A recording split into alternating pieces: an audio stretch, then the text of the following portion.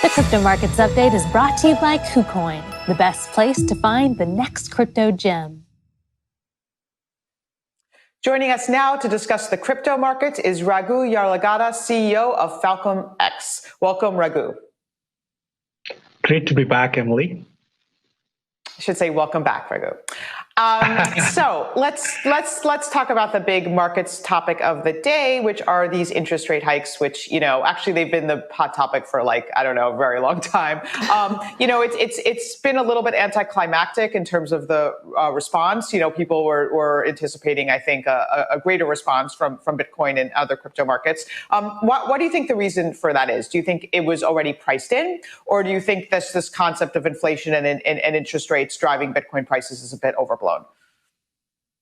Yeah, over the last 24 hours, had numerous conversations with a variety of institutions, Emily and Christine, whether it's hedge funds, prop shops, or crypto native funds. And the consensus, the insight that we gathered so far is a lot of institutions predicted and priced in. When I say predicted and priced in, they were expecting about 6 hikes. 25 bips hike is in line with what they're seeing. 1.9% effective rate towards the end of the year. I think all these things were very much in line with what the markets were thinking. Now, with that said, one very interesting insight that came up as we spoke with these institutions is this core notion of the inflation itself.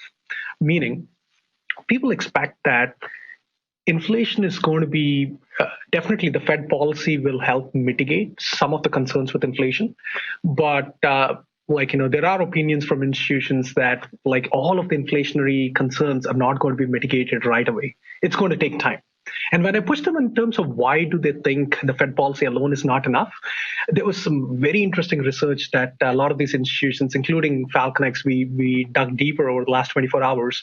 And that is, if you look at the inflation that's happening now, it's very analogous to what happened in the 1970s. And again, the very same ingredients were there. The ingredient of supply chain crisis, geopolitical risk, massive money printing.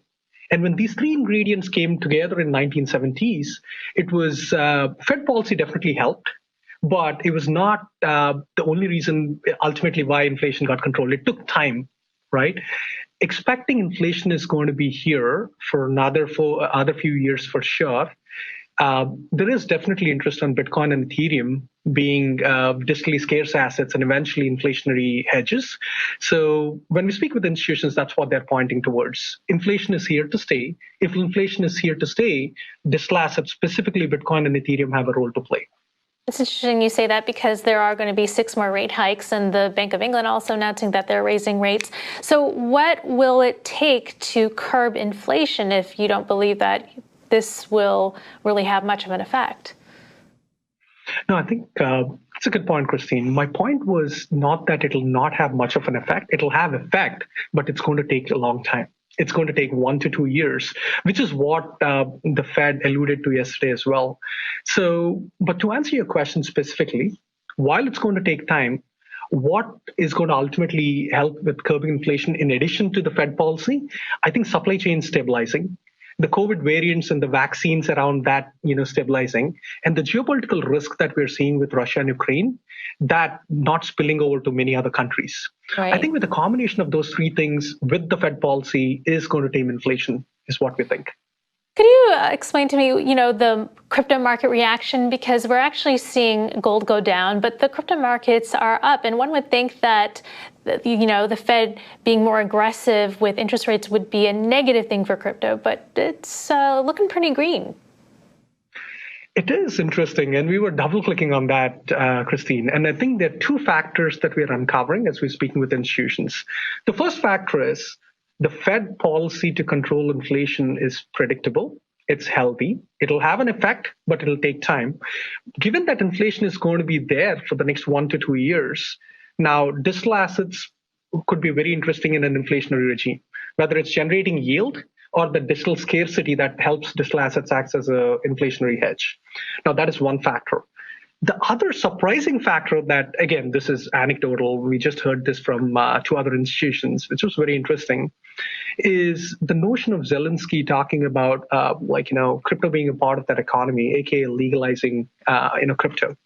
And the interesting use case under that, and this is something that we have to double click and validate further, if there were an economic collapse, or if there is a hack on the massive financial institutions in that country, Bitcoin as a quote unquote bank can't be hacked. So that provides a nice insured rail for the economy to still function. Is an argument. It's a very interesting argument that we heard over the last 24 hours. And a combination of these two reasons coming together, we've seen some institutions take a good bet. That's probably pushing the market green this morning. Interesting. In the meantime, we also have a hot war going on in Ukraine, as you mentioned.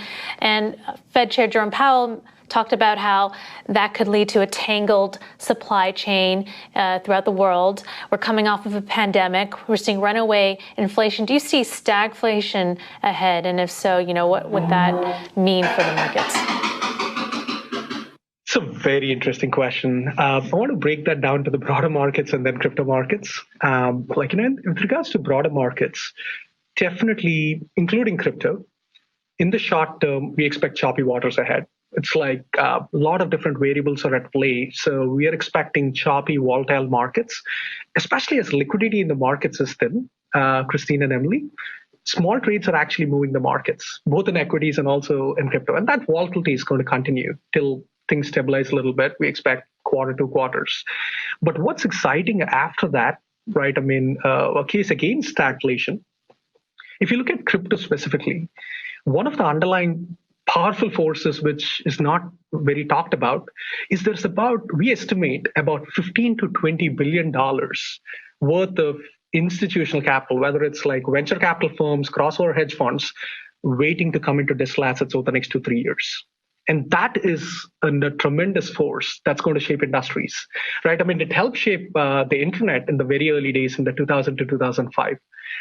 When you have $15 to $20 billion on the sidelines waiting to come into the ecosystem, you see great products being built. This is the time to build products, especially as the market moves sideways, having survived a couple of different corrections. The second thing is the customer education is getting better. As companies are profitable, as companies are actually raising money, the customer education is so much better than where it was 3 years back, including the Super Bowl ads and the excitement that it drew. And the last but not the least is it's attracting strong talent coming in. So if I look at crypto specific to your question, Christine, in the short term, it'll be choppy, but in the mid to long term, I actually am quite optimistic on the underlying currents beneath crypto.